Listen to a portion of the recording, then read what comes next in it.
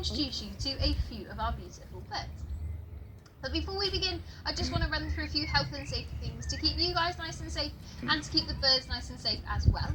It is a free flighted bird display, which means the birds can go wherever they want, whenever they want and however they want.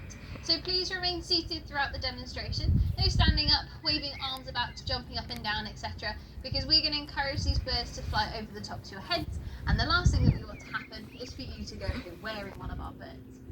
Obviously you're not stuck here though. If you do need to leave for whatever reason, just pick your moment wisely. As we take one bird home and get ready to let the next bird out, we leave a deliberate gap in between, a natural opportunity to leave if you do need to.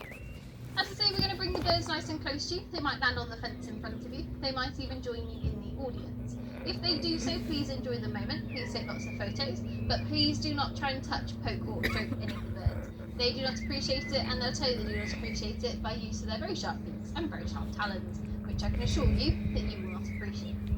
And finally, and this is a very important rule for the first bird, please hide any food that is upon your person. She has learned over the years of flying here that if she can see food, she can steal it and she can eat it. She doesn't care whether it's in your hand or whether it's in your bag.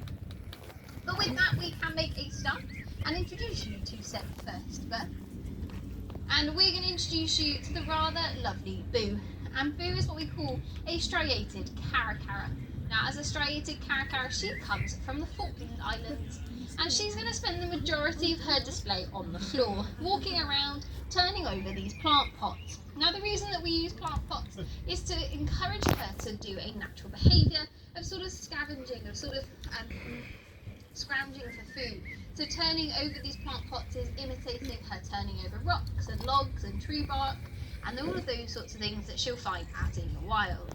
Now we use these plant pots, number one, because they're quick and easy for Toby to clear away. If they were stones and rocks, it'd be a little bit more difficult. But also, if Boo ever decides to go for a wander, there's a fair chance she'd end up at a garden centre trying to see if they've got food under their plant pots. And as you can probably imagine, there's quite a few garden centres around this area. So this is a natural behaviour that we're encouraging. Now you might think, oh, it's quite a simple behaviour, turning over plant pots, finding a piece of food. It might be simple to a mammal, especially things like dogs and cats, because they have a really heightened sense of smell. Boo here has no sense of smell. She cannot smell that food that's under the plant pots, but what she is doing is using her intelligence to indicate that potentially there might be a snack underneath. So that's exactly what she's demonstrating here. Now when we look at the intelligence of a striated caracara, it's a really interesting one, because Boo here has the intelligence of that of a 5 or 6-year-old child. And so she is highly intelligent, and she uses this intelligence to be naughty. Hence why she's in the audience at the moment, because she's trying to see if you guys have any snacks for her. Now on the Falkland Islands, she's going to be eating a whole host of different prey items. There might be crabs and crustaceans and mollusks that might be in the rock pools that are left behind when the tide goes out. She'll also hunt migratory species of bird. Any carcasses that wash up onto the shores are all fair game as well. They really are fussy when it comes to food, and they really can't afford to be fussy, because obviously living on an island, food can be scarce and far between. But what has helped them in recent years is the introduction of humanity. Their bodies and systems are designed for cold weather. They're not designed for warm weather like we have here in the UK. That's a really stupid pigeon. Thank you.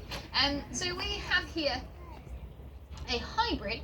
So we've, not us personally, but in captivity, we've designed a hybrid species. So we've crossed them between a Lanner falcon, oh dear.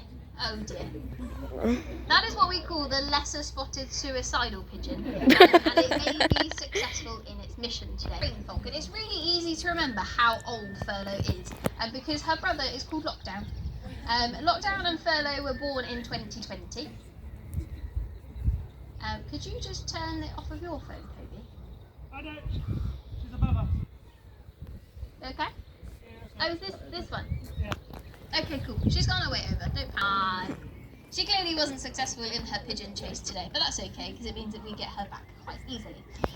So we have here that crossbreed. The Lanner falcon is an African species of falcon, therefore much more capable of dealing with warmer temperatures and fluctuations in temperatures, so that's why we have that hybridization. Now Now for Furlough here, we're going to play a game of chase. Now she played her own game of chase just then with the pigeon, but obviously wasn't successful. And she's gone, I've not been successful in my pigeon chase, so now I'm going to try and chase what Harry is swinging around. What Harry is swinging around is what we call a lure. A lure is a leather pad on the end of a piece of string, attached to which is a piece of Furlough's dinner. And Furlough wants to catch that lure, because if she catches it, she gets to win that lure, she gets to claim the prizes on the lure, and she gets her dinner. The lure away from her. That hoe signal means she can tag that lure. You missed completely, Furlough, but so good job. No, it wasn't the best throw. We'll blame the handler rather than the bird today. But she can have a little round of applause for her work today, because she did work hard. She took the opportunity, she seized it. She wasn't successful, it's alright. Very close. But obviously the game has ended now, and what she's going to do, she's going to catch her breath nice and quickly, and then she's going to start eating that food that's on that lure.